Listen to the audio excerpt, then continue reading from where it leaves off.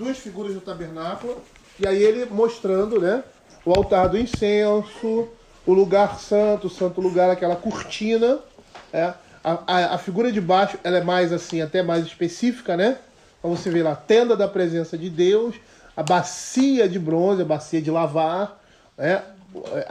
Provavelmente era aí que ele lavava alguns utensílios do templo. O altar do sacrifício, todos os sacrifícios eram feitos aí, nesse lugar, né?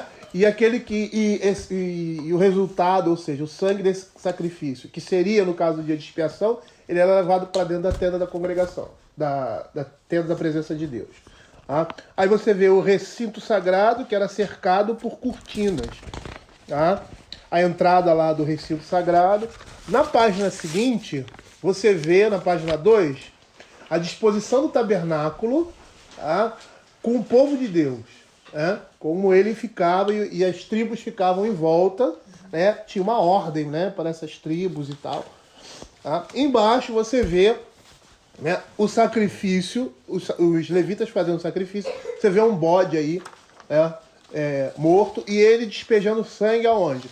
Despejando sangue no lugar aí, lugar santo. Na realidade o sacerdote ele vai respingar sangue em toda essa tenda aí, né? Dentro do santo, como é que chama? Como é que ele chama aqui? Da tenda da presença de Deus, que tem o santo lugar e o santo dos santos. Ele vai jogar o sangue sobre os utensílios e vai jogar o sangue sobre os lugares também, purificando todas essas coisas. E a gente vai ver isso. Na página 3, você vê a visão do tabernáculo, agora, com ali a tenda da presença de Deus, o santo lugar e o santo dos santos aberto, né? Então, como era a disposição, ali o sacerdote fazendo provavelmente aquilo ali é um incenso, o altar do incenso, né? E ele está ali fazendo alguns trabalhos, né? Queimando algumas coisas, sei lá.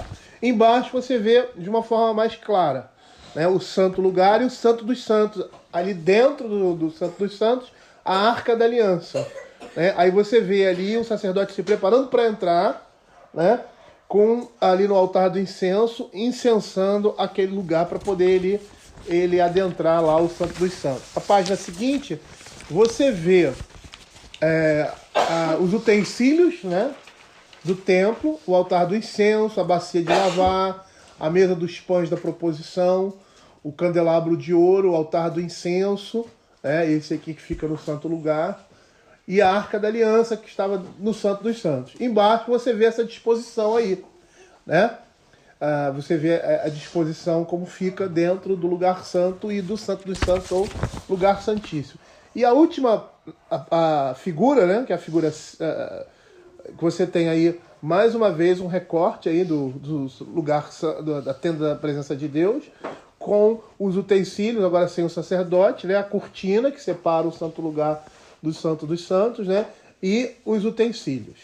Tá? Então, algumas vezes a gente vai ter a necessidade de olhar essa imagem, essa disposição aqui no decorrer da exposição. Levíticos capítulo 23, verso de 26 a 32, fala do dia da expiação. Tá?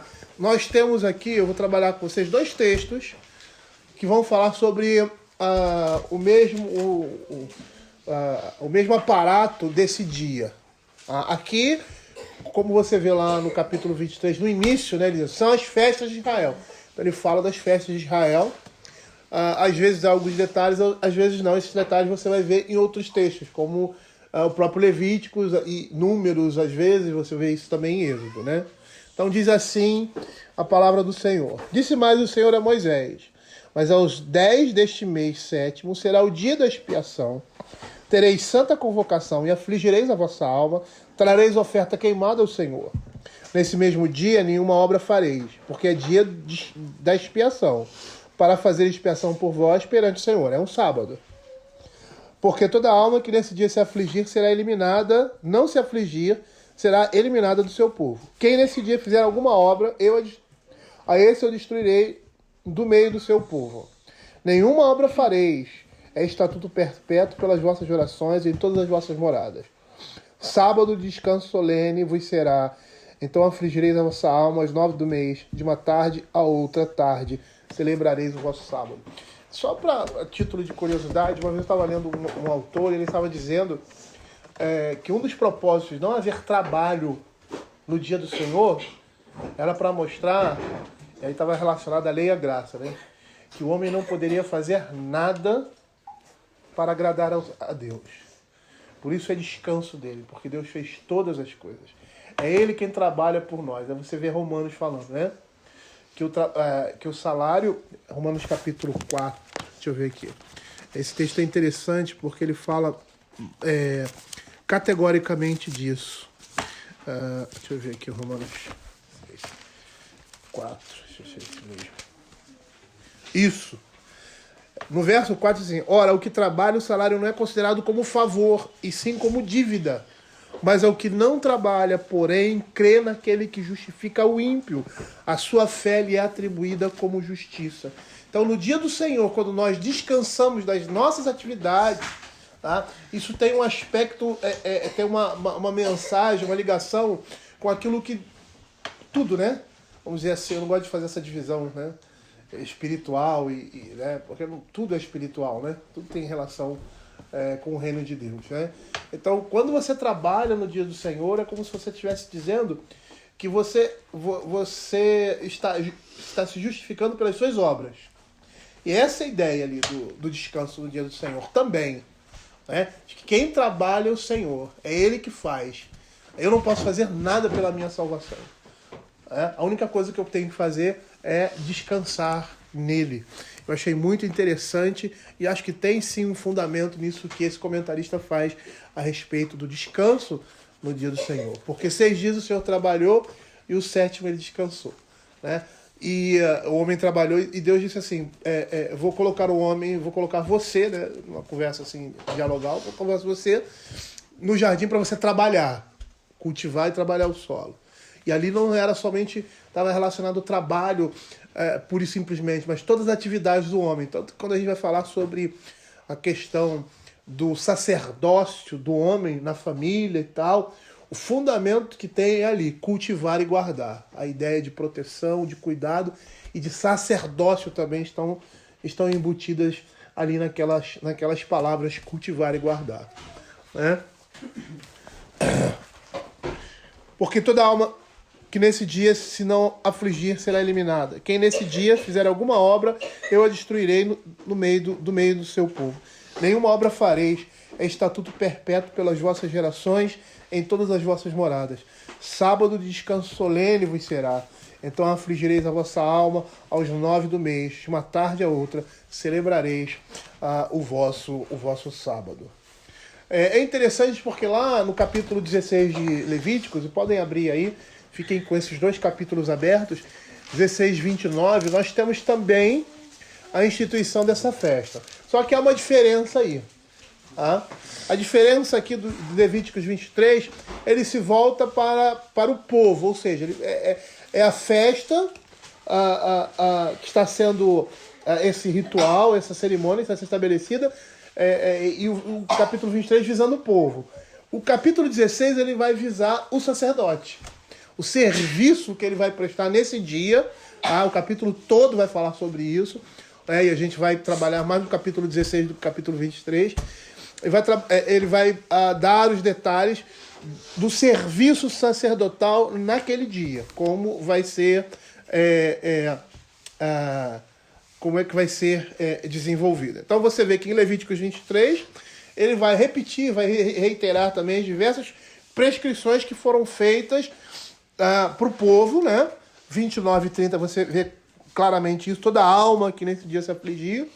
E em Levíticos 16 ele se concentra nos deveres do sumo sacerdote. Tá? Então nós vimos aí pela leitura do texto, especialmente no verso 29 e 30, tá? Ele se referindo ao povo, porque toda alma que nesse dia se não afligir será eliminada do seu povo. Quem nesse dia fizer alguma coisa, a esse eu destruirei do meio do seu povo. Tá? Então o que era essa festa? Essa festa era uma festa de purificação. A purificação dos imundos. E é interessante como ela se inicia. A gente vai lá para o capítulo 16 de Levíticos. As prescrições da festa do dia da expiação são apresentadas, interessante, como uma breve história, porém uma triste história. A história de quem? Nadab e Abiú. Diz assim a palavra do Senhor. Falou o Senhor a Moisés: depois que morreram os dois filhos de Arão, tendo chegado aqueles dias do Senhor. E é interessante essa história iniciar as prescrições dessa festa. Por quê? Porque o que faltou? O que aconteceu com Nadab e Abiú? O que faltou a eles? Por que eles foram dizimados no templo? Porque eles não santificaram ao Senhor como eles deveriam. Tanto que o Senhor Jesus, quando vai falar com Arão, acho que até no capítulo 16, ele diz que... Deixa eu ver aqui. Santificarei... Deixa eu ver, você está aqui. É no capítulo 10, né? Obrigado. Aí no capítulo 10 ele vai dizer: santificarei aqueles que se chegam a mim.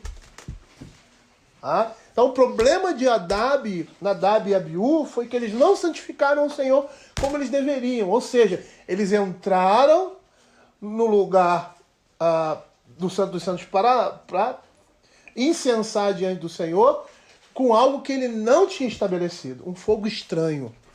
Eles violaram um lugar santo. A gente já sabe, né? Porque que eles foram destruídos, né? Logo no capítulo anterior tem um fogo que desce do céu, né? A glória de Deus se manifestando, né? E eles deveriam entender que aquele fogo santo deveria ser o fogo que seria usado, né?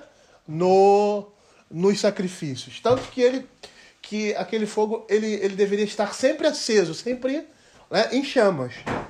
E o sacerdote tinha essa obrigação de deixá-lo sempre queimando. E com aquele fogo eles deveriam purificar, porque era o fogo de Deus, purificar todas as coisas. Então ele pegou um fogo diferente, foi lá na churrasqueira lá e bota aqui. E aí foram fulminados. Por quê? Porque eles quebraram a santidade de Deus. Quer dizer, o julgamento de Deus tinha sido, no caso ali de Nadab e Abiú, rápido, porque Deus era santo e deveria ser honrado como tal pelo seu povo, e em particular por aqueles que se chegam a ele, ou seja, por aqueles separados para o sacerdócio. Por isso que para ser sacerdote ele precisava ter um senso de identidade correto e saudável. E enquanto eles estavam nesse serviço, eles deveriam voltar toda a sua atenção para o Santo de Israel. Por isso que Arão é proibido assim, ele não é que ele não poderia pensar na morte dos filhos dele, mas que ele não poderia chorar naquele momento e se condoer, né, da morte dos filhos, né, visivelmente. Por quê? Porque eles estavam no serviço ao Senhor. E por causa disso eles tinham que se voltar completamente para esse serviço. E aí você percebe, e a gente vai ver isso no decorrer da exposição, que existiam duas âncoras extremamente essenciais. Dois pontos básicos na festa do Yom Kippur, ou seja, no dia da expiação. E o ponto básico, a mensagem central, era uma de duas faces. A primeira é a santidade de Deus. Era o ponto central da festa, a primeira âncora. A segunda era a falta de santidade do povo. E essa falta de santidade ela seria demonstrada nas cerimônias da festa. E é interessante porque é cansativo a leitura desse cerimonial, e provavelmente vai ser muito cansativo para o sacerdote. E isso tem um propósito, tem uma perspectiva didática de ensino ali, né? Então essas coisas seriam demonstradas, né? A santidade de Deus e a falta de santidade do povo seria demonstrado claramente nessas cerimônias. E nesse dia eles celebrariam a purificação de tudo que era imundo. Tá? Vamos voltar lá para Levíticos capítulo 23, agora no verso 28. Olha o que diz o verso 28. Neste mesmo dia nenhuma obra fareis, porque é o dia da expiação, para fazer expiação por vós perante o Senhor vosso Deus. Essa expressão, fazer expiação, é capar no original hebraico. E é interessante que essa palavra ela indica uma mudança de estado. Significa levar algo ou alguém a um estado de ser expiado, ou seja, a um estado de reconciliação com Deus, de purificação. Fazia-se, nesse caso, tanto a expiação para objetos animados, como para objetos inanimados. Né? Aí você poderia perguntar, né? Por que purificar determinadas coisas? Então você vai ver lá em Levíticos que faz expiação pelo povo, pelos líderes, os sacerdotes, o sumo sacerdote, tudo na tenda do santuário, o santo dos santos, o altar do holocausto. Aí você vê também a purificação por uma mulher após seu fluxo de sangue, os leprosos, a congregação, né, pelas pessoas que foram curadas de um fluxo. Só a título de curiosidade, quando ele fala em lepra aqui no Velho Testamento, não é a lepra hanseníase que a gente conhece. Tá? Era um tipo de doença de pele, tá? Que era curada muitas vezes pela lavagem, pura e simplesmente por uma lavagem. Né? Eu não me aprofundei, né? Já li sobre isso, mas não me aprofundei muito bem nessa questão, mas não era como não é essa lepra que a gente conhece. Tá? E essa é o tipo de coisa que poderia passar, tipo uma alergia, vamos dizer assim, se fosse uma alergia, né? Então às vezes a gente está alérgico, aí aparece um monte de coisa na pele, né? Esse tipo de lepra representava o pecado, estava diretamente ligado a isso. Tá? E era a representação do pecado, se nós fizermos uma relação, ou seja, né, uma tipologia, porque você vai ver que todas as coisas do Velho Testamento são sombras, ou seja, são tipos de alguma coisa, né, do Novo Testamento. Ou seja, daquilo que, não necessariamente só do Novo, mas o pecado, né, como é tanto Novo do Velho Testamento, mas apontando, né, para a Nova Aliança. Então percebam que em Levítico todas essas coisas eram purificadas. Tá? E os primeiros itens a serem purificados eram os instrumentos físicos do sistema sacrificial. E aí, nesse instrumento físico do sistema sacrificial, nós temos Arão e os outros sacerdotes. Abram aí, agora a gente vai começar a trabalhar em Levíticos capítulo 16, verso de 1 a 6. Alguém pode ler para mim? Falou o Senhor a Moisés, depois que morreram os 2 filhos de Arão, tendo chegado aquele diante do Senhor. Então é extremamente interessante esse início. Por quê? Porque aí vai apontar para quê? Para a santidade de Deus, para a seriedade do sacrifício, para a singularidade desse sacrifício, que tudo vai estar relacionado à purificação. Chegar na presença de Deus, você tem que chegar purificado, você tem que chegar santificado, né? Você tem que estar limpo, completamente limpo, né? Para poder santificar ao Senhor. Né? Eles usaram um instrumento profano, tá? Que não caberia na adoração a Deus, que era um fogo estranho. Não era o fogo que desceu do céu, não era um fogo santo. Então disse o Senhor a Moisés: dize a Arão, teu irmão, que não entre no santuário em todo o tempo, para dentro do véu, diante do propiciatório que está sobre a arca, para que não morra. Porque aparecerei nas nuvens sobre o propiciatório. Entrará Arão no santuário com isto: um novilho para oferta pelo pecado e um carneiro para o holocausto. Vestirá ele a túnica de linho sagrada, terá as calças de linho sobre a pele, cingir-se-á com um cinto de linho e se cobrirá com a mitra de linho. São estas as vestes sagradas. banhará o seu corpo em água e então as vestirá. Da congregação dos filhos de Israel tomará 2 bodes para a oferta pelo pecado e um carneiro para o holocausto. Arão trará o novilho da sua oferta pelo pecado e fará expiação por si e pela sua casa. Então, os primeiros itens a serem purificados aí é Arão e os outros sacerdotes. Por quê? Porque eles estão contaminados com o seu próprio pecado. E não só com o seu próprio pecado, mas por causa do envolvimento, tá, sacrificial com o pecado do povo. Eles se contaminavam. Tá? Então, para isso, para ele entrar nos Santos dos Santos e oficiar, né, como sacerdote ali diante do Senhor, ele deveria se preparar com um banho cerimonial com água e em seguida vestir os trajes sagrados, como nós vemos lá no capítulo 16, verso 4. Vestirá ele a túnica de linho sagrada, terá as calças de linho sobre ele, cingir-se-á com um cinto de linho, se cobrirá com mitra de linho. São as vestes sagradas, banhará o seu corpo em água e então as vestirá. Quer dizer, ele não poderia entrar na presença de Deus se ele não tivesse vestido com essas coisas. É? E aí você vê Paulo falando que nós devemos tirar a nossa roupa do velho homem e nos vestir de um novo homem criado em quê? Santidade e justiça procedente da verdade de Deus. Então ele deveria se vestir para poder entrar no santuário, se preparando ali logo após esse banho espiritual, essa cerimônia dessa lavagem.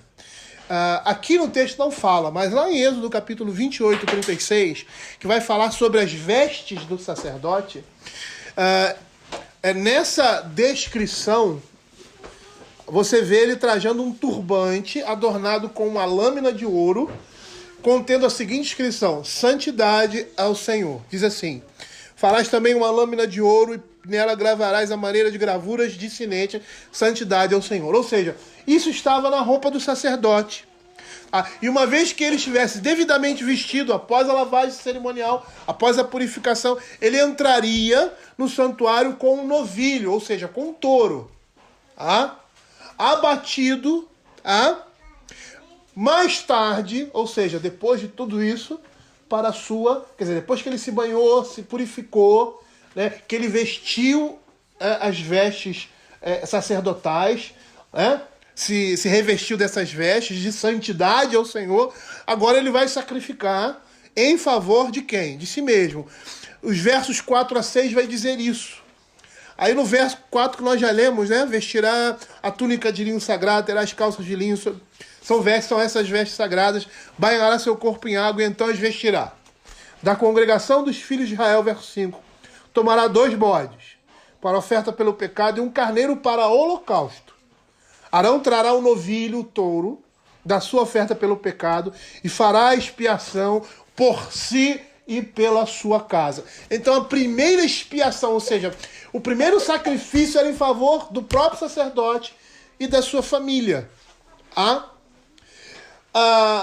gente falou que essa primeira purificação era uma purificação física dos elementos do serviço sacrificial.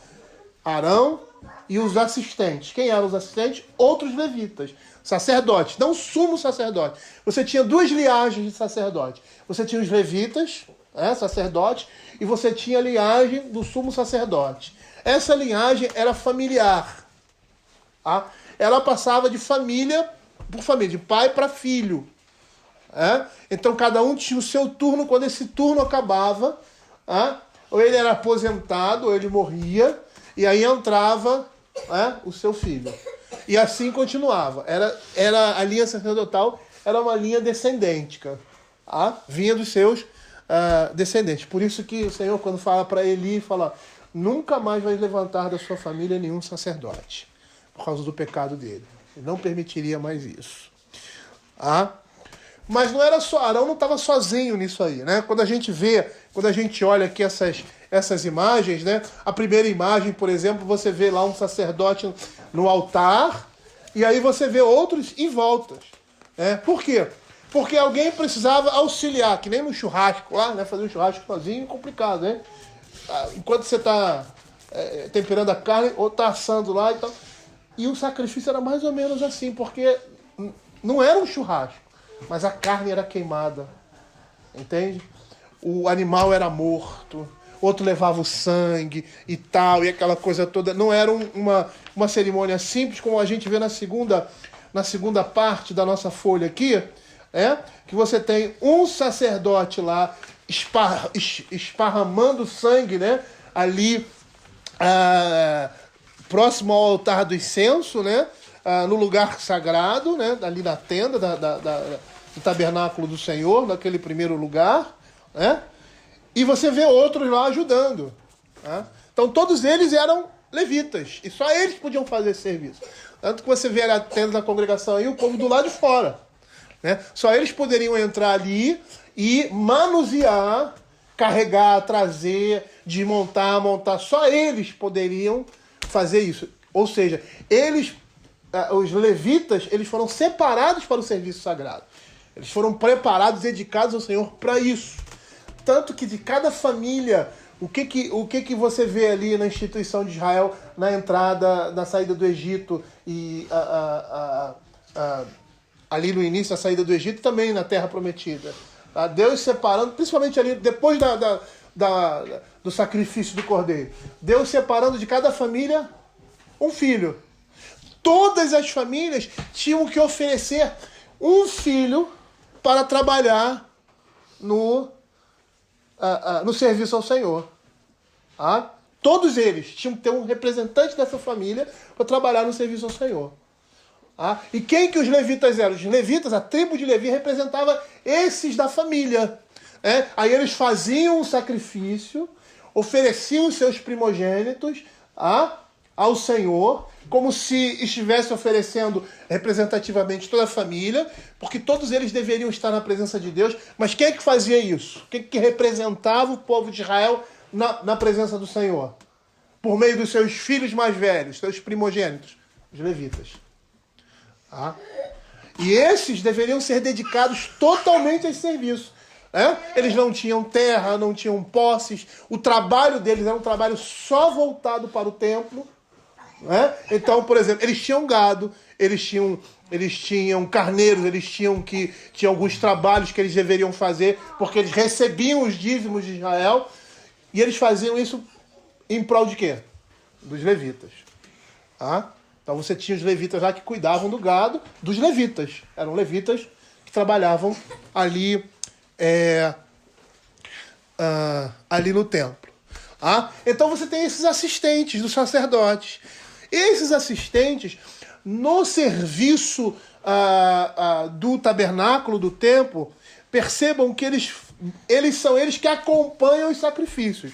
Lá em Levíticos capítulo 16, verso 26, você vê aqueles que conduziam o bode expiatório. A gente vai falar sobre isso. Esse bode expiatório era escolhido dois animais, né? 2 bodes, 2 carneiros. E um bode ele seria sacrificado em favor do povo, e o outro bode seria mandado para o deserto. Só que nessa administração, um carneiro já foi oferecido pelo povo. A gente vai ver isso aí. Então o que Arão faz? Arão vai, oferece o touro por ele e oferece um carneiro pelo povo. Aí agora o povo, representativamente, você tem 2 bodes que representam toda a comunidade de Israel. Um vai ser entregue ao Senhor em sacrifício, o outro vai ser mandado embora. Tá? E quem fazia essa... Pega bode, tira bode, corta bode, leva o bode no deserto, como nós estamos vendo aqui, né? No verso 26. E aquele que tiver levado o bode emissário lavará suas vestes, banhará o seu corpo em água e depois entrará no arraial. Ou seja, quem leva o bode emissário para fora de Israel, para longe de onde o povo de Deus está, né? Precisa se purificar. Por quê? Porque ele tocou naquilo que representa o sacrifício ou a oferta pelo pecado, e porque ele tocou naquilo, ele se torna imundo também.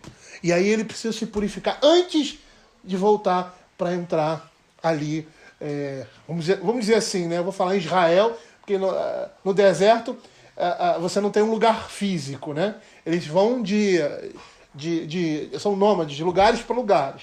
Né? Mas Israel você tem ali um lugar físico, né? E que o sacrifício aqui, se fosse ali em Israel, ele teria que ser feito fora dos portões de Israel, para não contaminar o povo que estava sendo purificado. E aí você entende por que Jesus foi crucificado fora de Israel, fora dos portões de Israel, representando aí um desses bodes. Aí o que acontecia? Né? Aquele bode que foi sacrificado, ele era queimado.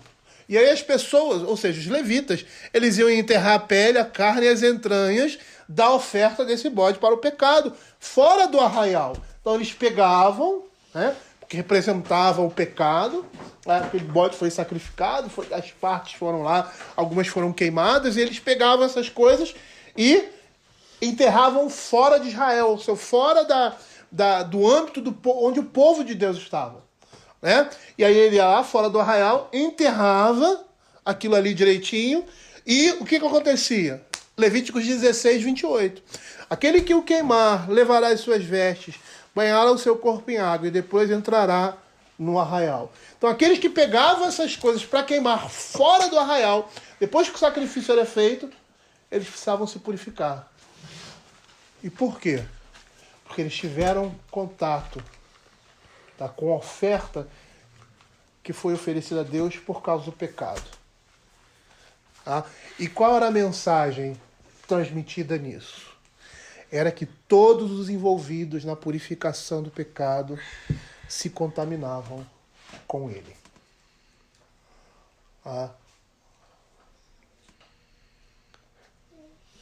Mas também as coisas físicas, lembra que eu falei?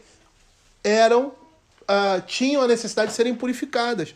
Levíticos capítulo 14, 16, verso 16. O espaço físico e a mobília do tabernáculo, inclusive o lugar santíssimo, ou seja, o Santo dos Santos, precisava ser purificado. Olha o que diz. Assim fará expiação pelo santuário por causa das impurezas dos filhos de Israel, das suas transgressões e de todos os seus pecados. Tanto a tenda da congregação como o altar, eles eram purificados, eles tinham que ser santificados e purificados, a fim de fazer o quê? Remover as impurezas dos filhos de Israel. Levíticos 16, 18 e 19, diz assim: então sairá ao altar que está perante o Senhor e fará expiação por ele. Tomará do sangue do novilho e do sangue do bode e o porá sobre os chifres do altar, ao redor. Do sangue aspergirá com o dedo 7 vezes sobre o altar e o purificará e o santificará das impurezas dos filhos de Israel. Por que isso?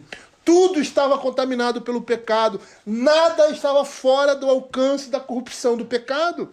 E nessa cerimônia exigia-se que a expiação pela impureza, transgressões e pecados involuntários do povo, onde o homem se fizesse presente, contaminava, e por isso a necessidade da purificação de tudo o que estava à sua volta.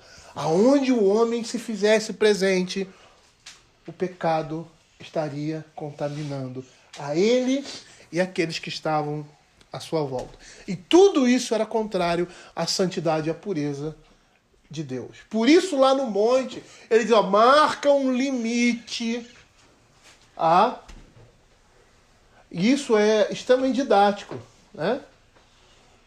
Marca um limite, porque a teofania de Deus, não era Deus se manifestando, né? Como Cristo, né? Não era o Deus invisível ali, né? Era uma teofania dele, né? Era uma manifestação dele. Deus é espírito, né? Ele está em todo lugar, né? E só essa manifestação ali, eles não poderiam se aproximar. Porque se eles aproximassem, eles seriam fulminados. Para entrar na presença de Deus, eles deveriam estar o quê? Purificados dos seus pecados. Por isso, a necessidade de uma expiação, especificamente por causa das transgressões de Israel, vou falar de Israel como representativo do homem, né? Que era o povo de Deus, e de todos os seus pecados. Levíticos capítulo 16, verso 16. Assim fará expiação pelo santuário por causa das impurezas, ou seja, dos pecados dos filhos de Israel, das suas transgressões e de todos os seus pecados. Essa palavra transgressão aí no original é pecha. Interessante porque essa palavra não significa somente pecados cometidos involuntariamente, aqueles pecados que você não tem conhecimento, mas também pecados cometidos conscientemente contra a lei de Deus. E é exigido da parte de Deus expiação por causa dessas impurezas que caracterizavam a natureza humana, né? E diversas delas a gente vê especificado aqui em Levíticos. Se você pegar Levíticos, os capítulos anteriores ao capítulo 16, você vai ver vários pecados com necessidade de serem expiados, serem purificados, né? E por que isso?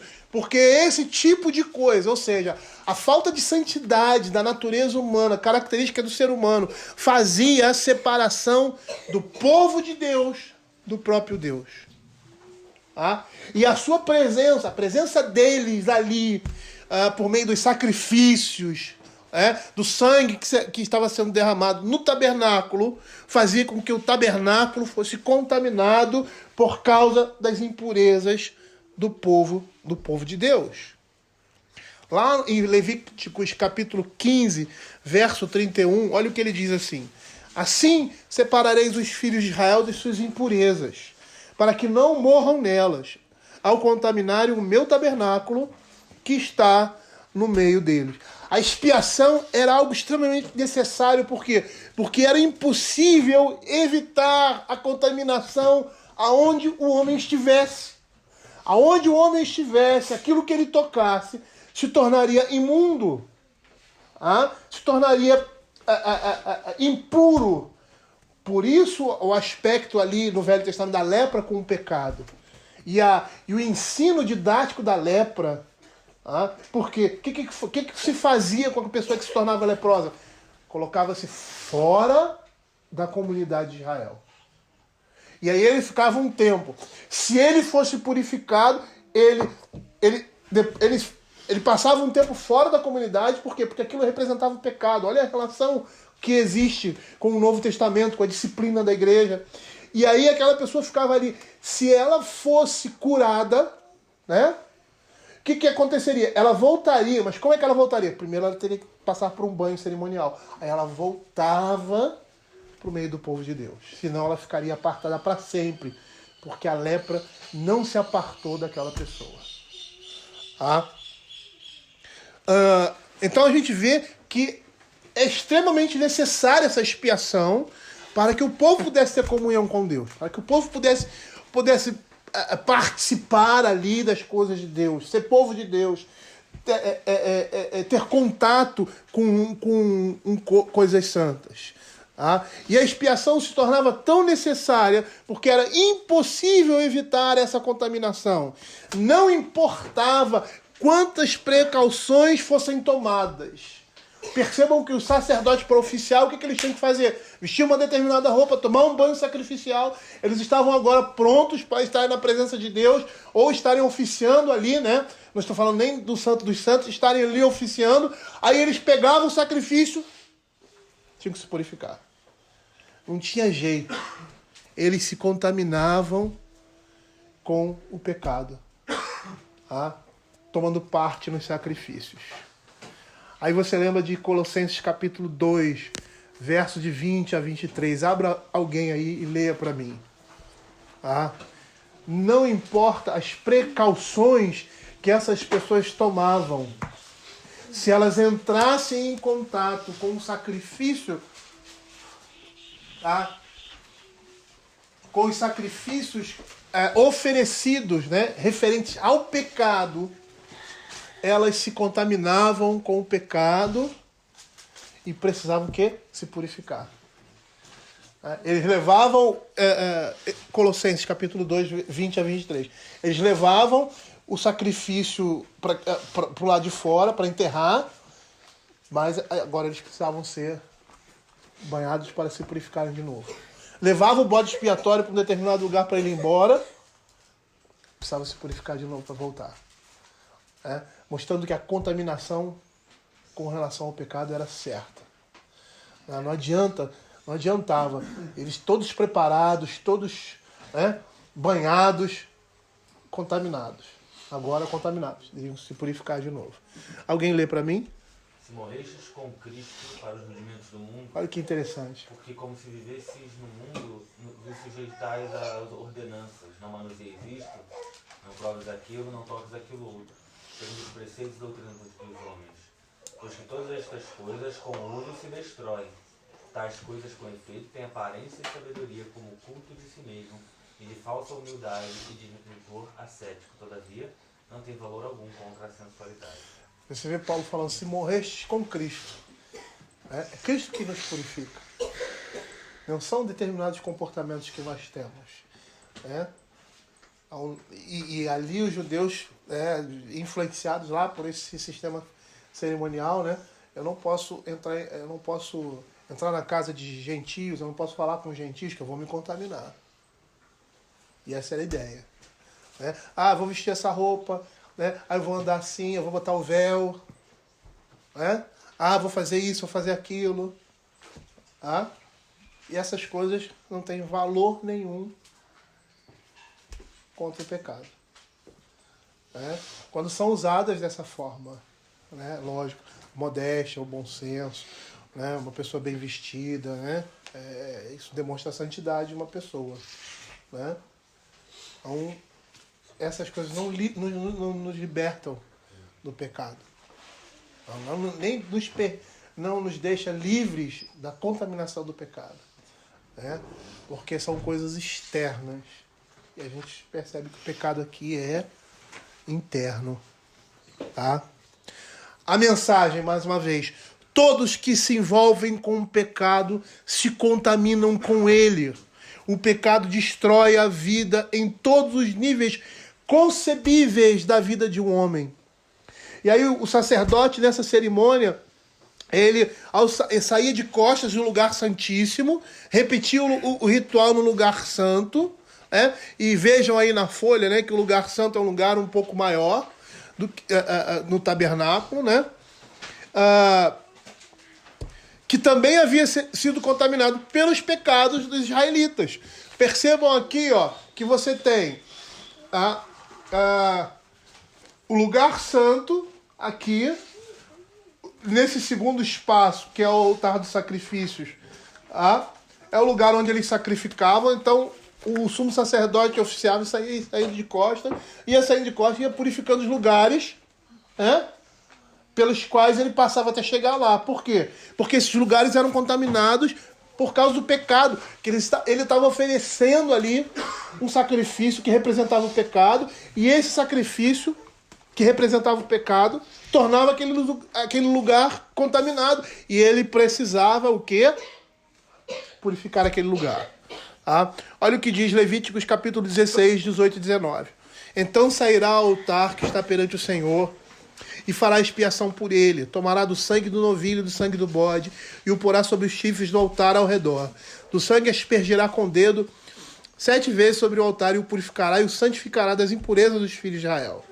Então ele vai se afastando, e ao afastar-se ainda mais, até sair do tabernáculo e se ver diante do altar do pátio, aqui, nesse local aqui.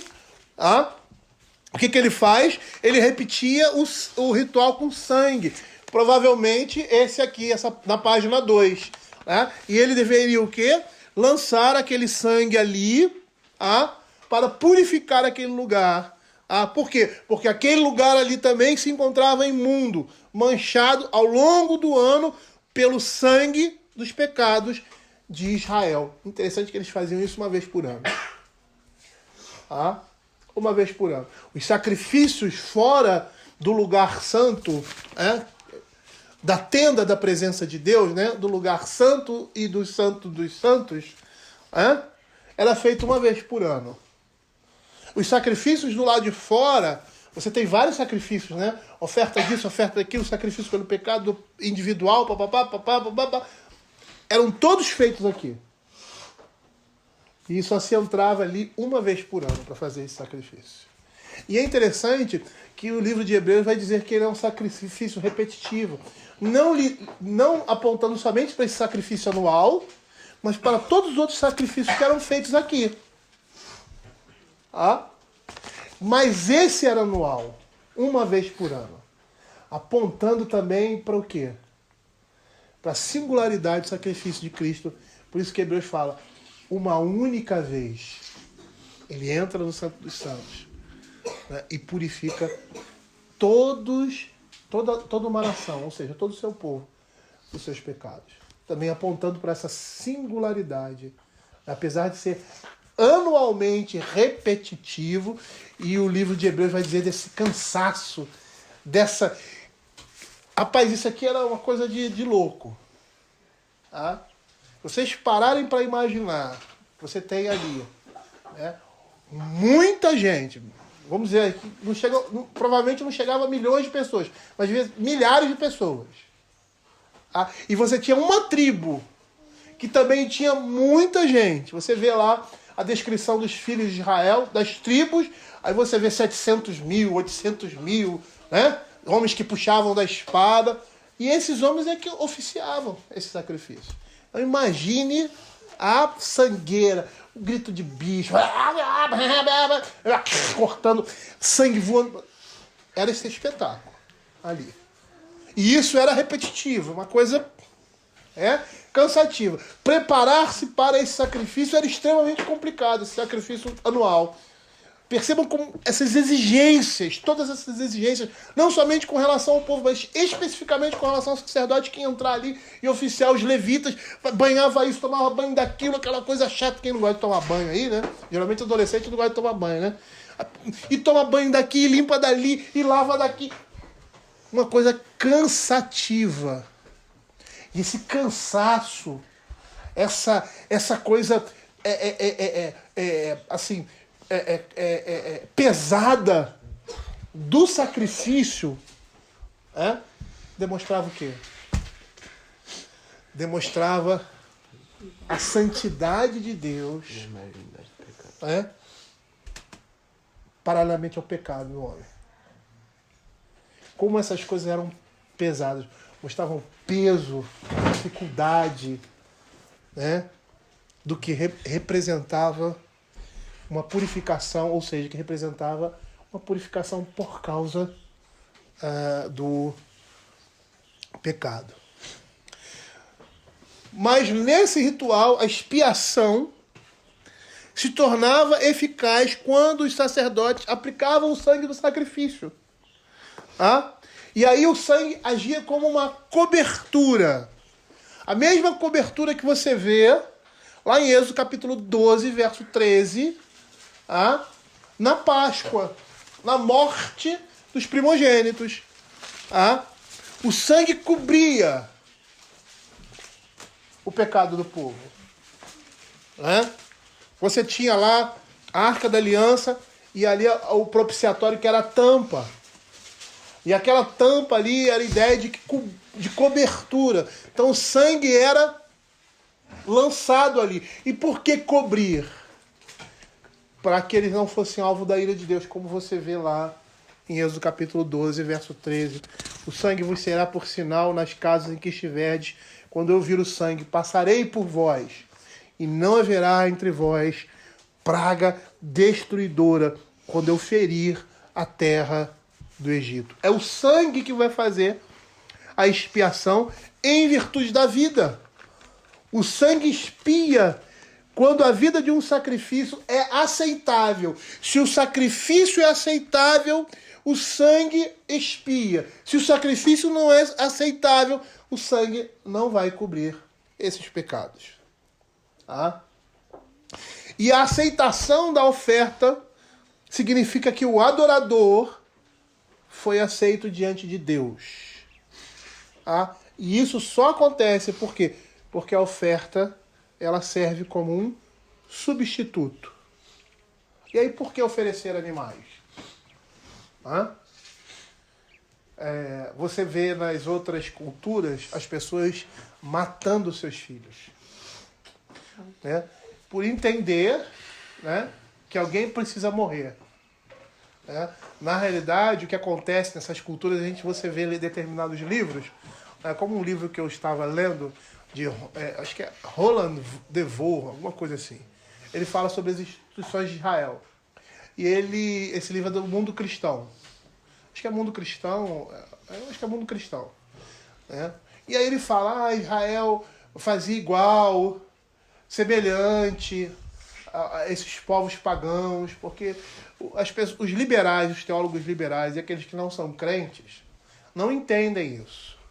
Não entendem que essas coisas, lá depois do Éden, passa por uma tradição oral. É muito forte a tradição oral na antiguidade. Você tem, por exemplo, um livro que a gente estudou na faculdade assim, largamente, de Homero, Ilíada. Tá? É uma tradição oral. Ele escreveu aquelas histórias. Por quê? Porque o povo contava aquelas histórias. Então você vê, muitas vezes, relatos da mesma história diferenciados. Na mitologia grega, falando da vida de Zeus e de outros deuses gregos, né? Você vê ali as histórias muito semelhantes, mas aí você vê coisas completamente diferentes. Por quê? Porque havia uma tradição oral muito forte. As pessoas guardavam histórias inteiras e transmitiam aos seus filhos. Tá? Então você tem aí, por causa do pecado, né? Quando, uma vez eu estava vendo essa questão cronológica, né? No dilúvio, Adão, ele morre assim uns 200, 300 anos, uma coisa assim, bem próxima ao dilúvio. Então as pessoas viviam muito tempo, então essa tradição oral era passada. Aí eu não sei se é mais ou menos essa data, não. Mas ele viveu, é como, por exemplo, nós hoje, né? Pedro Álvares Cabral, 500 anos, 600 anos atrás. Não é um espaço muito grande de tempo. Apesar que para nós até ser, mas não é um espaço muito grande de tempo. Agora imagine um cara como Adão, que viu a Deus, esteve no Éden, viver 300, 400 anos antes de Noé. E pessoas que tiveram ali da descendência de Adão, muito próximos a Adão, ainda estarem praticamente quase vivos ali. E essa tradição passava. E por causa do pecado, o que acontece? Essas coisas são pervertidas, são distorcidas. Por isso que você vê em determinadas culturas uma semelhança muito grande. Completamente, é semelhança em alguns aspectos, mas é distorcido no propósito. Com sacrifícios, com coisas que você vê do Velho Testamento. Por quê? Por causa dessa tradição oral. E que vai passando de tempos em tempos, e por causa da queda, é como aquela brincadeirazinha do telefone sem fio. Por causa do pecado, essas coisas vão sendo deterioradas. E aí você vê, no caso que eu estou falando aqui, do sacrifício com sangue, porque havia necessidade. Havia necessidade de morrer alguém. Lá no Éden, é o primeiro sacrifício que se faz. Mata-se o animal, derrama-se o sangue dele, retira-se a sua pele e faz com que essa pele revista Adão e Eva. Por quê? Porque eles pegaram folhas de figueiras. E ali você vê a primeira indicação do que nós estamos vendo aqui. Alguém é morto, inocente, que não tem nada a ver com a história. Pega-se o sangue daquele animal, derrama-se e reveste aquela pessoa agora, veste aquela pessoa com as vestes daquele animal. Foi o que aconteceu. E aí você vê a Escritura falando sobre as vestimentas lá do céu. Você vê lá Paulo falando sobre se despir e se vestir de Cristo, ou seja, do novo homem. É essa ideia ali presente no Éden, que somente a Escritura pode trazê-la de forma precisa. E aí você vê nas outras nações, gente morrendo em favor dos deuses, para agradar os deuses, porque o Deus deles está irado. Então as coisas acontecem assim, e acontecem pragas e tal. E aí você vê, por que nós estamos... Porque o Deus está irado conosco. Porque nós fizemos alguma coisa errada, nós não oferecemos sacrifícios corretos e tal, e aí esse Deus está... Aí você vê isso na história da Bíblia você vê claramente os filisteus, né? Quando pegam a Arca da Aliança, aquela coisa toda. Né? E por que esses pensamentos? É uma distorção da lei cerimonial, daquela lei estabelecida por Deus, gravada nos corações dos homens que foram, aí com o tempo, por causa do pecado, eles se afastam completamente, e não tem como alcançar isso. Por isso que a revelação natural não tem capacidade, não é capaz, né, de trazer salvação. Somente a lei revelada. E quando você oferece animais, a ideia é, quando eles ofereciam animais, a ideia é que se dá um inocente no lugar do culpado. Então, todas as vezes que eles sacrificavam um animal, a ideia ali de entregar aquele animal, né, e tinha que ser um animal novinho, puro, né, representando ali pureza, santidade. Tinha várias, né? Não podia ter uma manchinha aqui, porque essa mancha o quê? Representava o pecado, ele tinha que ser limpinho para ser entregue, demonstrando o quê? Que um inocente deve ocupar o lugar do pecado. Essa é a ideia. Eu gostaria de ler, eu gostaria que alguém lesse Levíticos capítulo de 11 até Levíticos capítulo 28. E versículo 11, 16, 11 a 28. Tá? E aí a gente vai deixar essa segunda parte para o final. Tá? Para depois, lógico, né? Finalizando aí esse nosso estudo. A gente tem ainda mais 10 minutos, né? Se der, eu avanço, né? E aí mas a gente para, 11h30 a gente para. Tá? São 11h15 praticamente, 11h30 a gente para. E aí, mais à noite, né? A gente volta a trazer aí esse estudo, de repente, na hora devocional. Né? E a gente deixa a devocional para o domingo de manhã, para quarta-feira de manhã. Tá? E é o Lucas, né, Lucas? Deu bem, né? Vamos lá. Alguém pode ler? Levíticos capítulo 16, verso de 11 até o 28. 11 vai pegar ali o sacrifício que o sacerdote oferece. Então a gente vê como é a temática. O sacerdote, ele oferece um touro e um carneiro, um bode. Né? Aí ele sacrifica por ele e pelo povo. Aí o que acontece? Aí ele vai, pega 2 animais da congregação e um ele sacrifica para a congregação, mais uma vez, e o outro ele manda como bode emissário. Né? Até assim, a palavra bode emissário é Azazel, alguma coisa assim. São 2 palavras juntas, que se forma Azazel. O bode, né, para Azazel. E aí tomou-se uma conotação assim, né? Tudo que, na realidade, a palavra Azazel significa ser mandado embora, ser levado para longe, né? Mas, por causa do pecado e das outras coisas mais, né? E até mesmo de alguns entendimentos errados da Escritura, Azazel se tornou nome para Satanás. Então, alguns pensavam que esse era oferecido, um era para Deus e outro era oferecido para o diabo. Né? Na cultura lá, rabínica, lá, distorcida. Tem até filme hoje que usa esse nome, Azazel como anjo e aquela coisa toda. Mas não tem nada a ver. A gente vai ver isso aí. Então, vamos ler. Se essa leitura for até 11h30, a gente para aqui e aí continua mais tarde. Tá? Quem achar pode ler, por favor. Arão fará chegar o novilho da sua oferta pelo pecado, e fará expiação por si e pela sua casa. Imolará o novilho da sua oferta pelo pecado. Tomará também de sobre o altar um incensário cheio de brasas de fogo diante do Senhor, e 2 punhados de incenso aromático bem moído, e o trará para dentro do véu. Porá um incenso sobre o fogo perante o Senhor, para que a nuvem do incenso cubra o propiciatório, que está sobre o testemunho, para que não morra. Tomará do sangue do novilho e com o dedo o aspergirá sobre a frente do propiciatório e diante do propiciatório. Aspergirá 7 vezes do sangue com o dedo.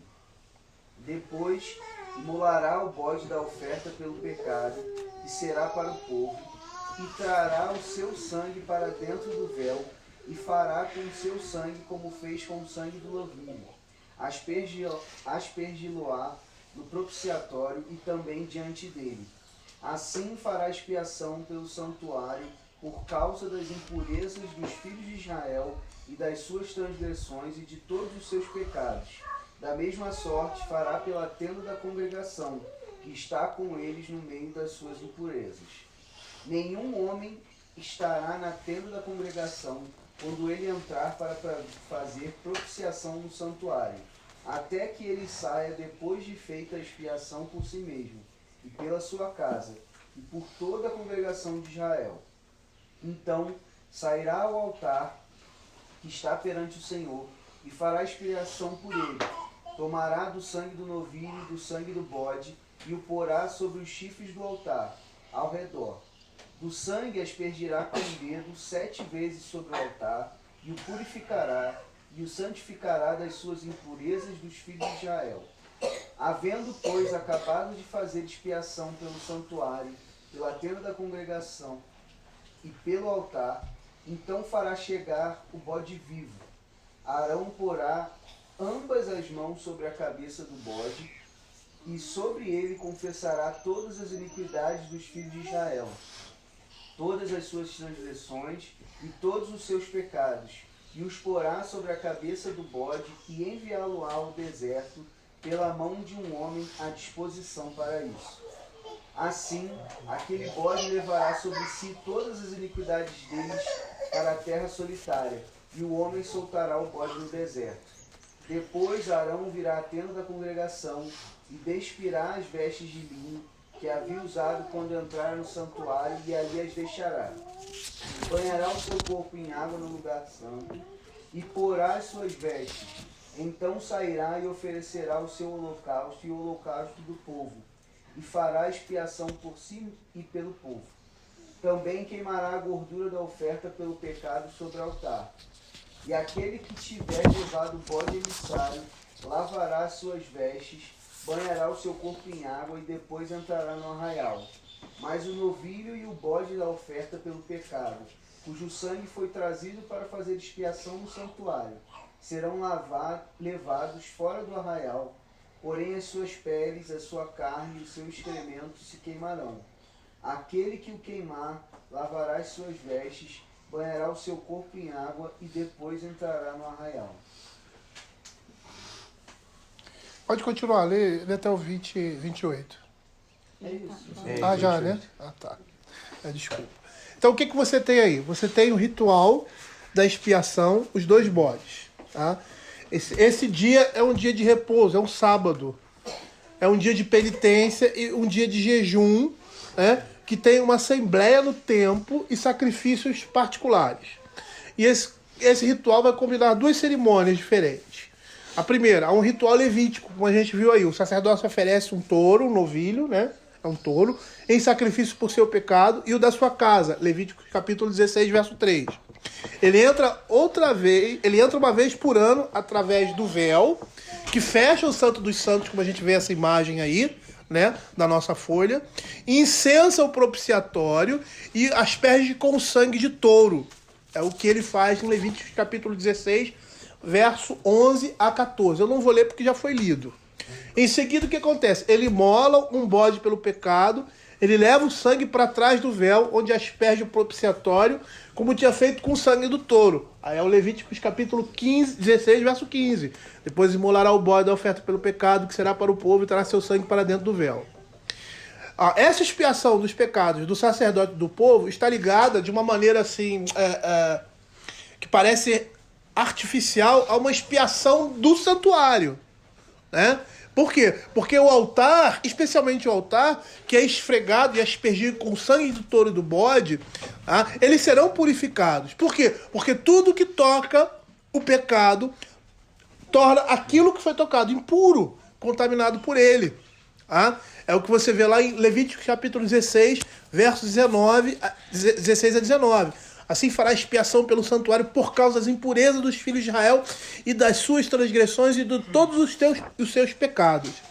Tá? Então, essas duas expiações são igualmente unidas ali em Levíticos 16, lá no final do capítulo, no verso 33 e 34, quando ele diz assim: fará expiação pelo santuário, pela tenda da congregação e pelo altar. Também a fará pelos sacerdotes de todo o povo da congregação.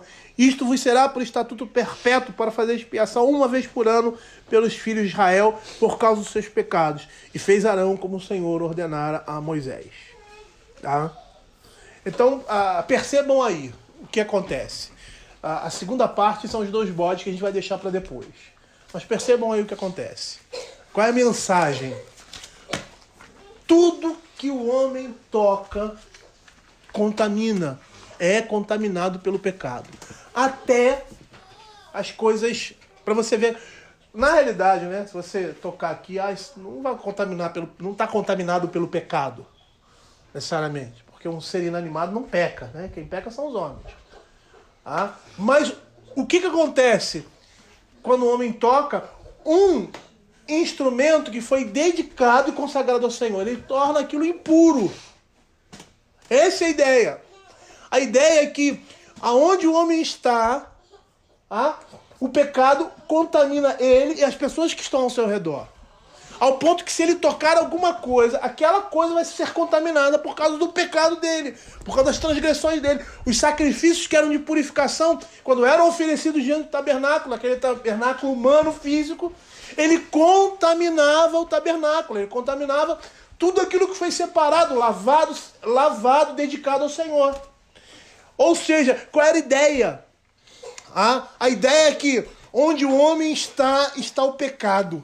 Aquilo que ele faz, o que ele toca, o que ele pensa, o pecado está presente. Ele está completamente tomado por ele. E isso fazia uma separação entre Deus, que era um Deus santíssimo, ao ponto de dizer, se você passar dali, você morre. Por isso que, ao entrar, e aí o Sinai representava um tabernáculo, foi o primeiro, né? Tabernáculo que Moisés se apresenta diante de Deus, e o povo fica distante. Se o povo entrasse, ou tocasse no limite daquele, ele seria fulminado. Parece que na história ali do povo de Israel, se eu não estou enganado, alguns animais passaram daquela linha e foram exterminados. Por quê? Porque a santidade de Deus estava ali, porque Deus era santíssimo.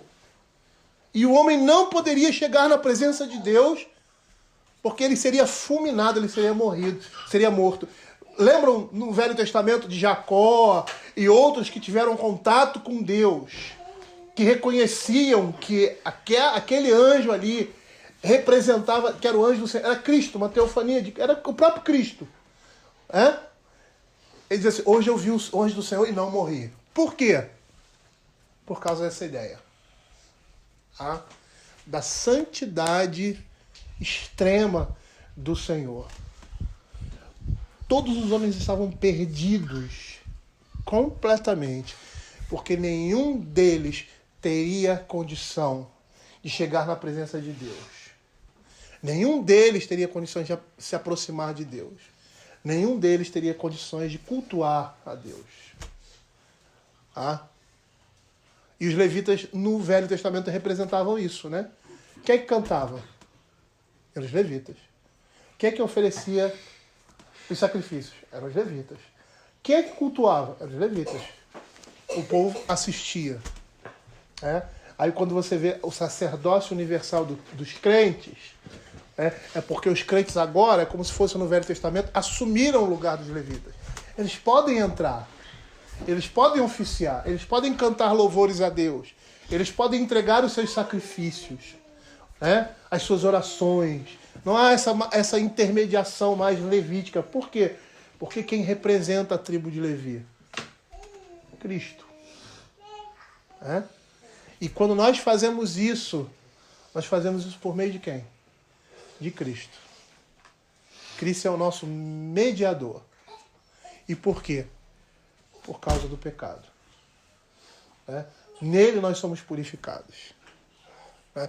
E é isso que no primeiro momento, ou seja, até aqui, essa festa representava.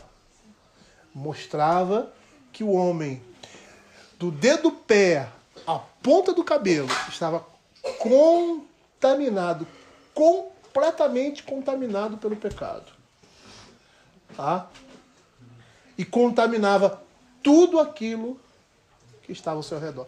Por isso, a representação com a lepra. Porque era uma doença de contágio. Tá? Uma doença de contágio. Você tinha que ficar afastada da comunidade. Por quê? Porque o ar, se respirasse o mesmo ar, contaminado, estava doente. Pecado é assim. Uma doença de contágio. A gente está tendo o coronavírus aí, né? E o pessoal fica desesperado com doenças assim. Por quê? Porque não tem como evitar. Ou tem uma vacina que vai matar o vírus e acabar, ou então essa pessoa tem que ficar isolada. Por quê? Porque o contato vai fazer com que a doença se manifeste. Assim é o pecado. Assim é que acontece na nossa vida. E nós não temos condições de sermos purificados por nós mesmos. Nós não temos. Né? E esse é o primeiro ensinamento ali da festa da expiação. Todos aqueles que têm contato com o pecado se contaminam com ele. Todos os homens que têm contato com o pecado se contaminam com ele. O homem nasceu, já nasce na iniquidade. Né? Eu não posso estar no meio de pessoas ímpias, que eu vou me contaminar com elas. Essa era a ideia ali dos judeus. Né? Só que não da maneira como eles faziam, né? Que se tornava um preconceito, se tornou algo... Né? Na realidade, aquilo mostrava o quê? A contaminação do pecado. E aí você vê qual é o único homem que poderia nascer, se envolver com pecadores e continuar santo. Que assumia uma natureza pecaminosa, mas sem pecado. E é isso que essa festa quer dizer. Ele quer mostrar a natureza pecaminosa do homem, porque não existe homem nascido de mulher que não seja pecador e que não seja contaminado pelo pecado e que não contamine outras pessoas com seu pecado. Somente um, que é Cristo. Então, nesse primeiro momento aqui, você vê que essa festa aponta para Cristo na sua humanidade, na sua encarnação, na santidade que ele demonstra, porque ele é nascido de mulher, mas sem pecado. Tá? A gente vai parar por aqui, são 11h30, e nós continuaremos essa nossa exposição à noite. Mais à noite. Vamos orar? O que é? Você vai?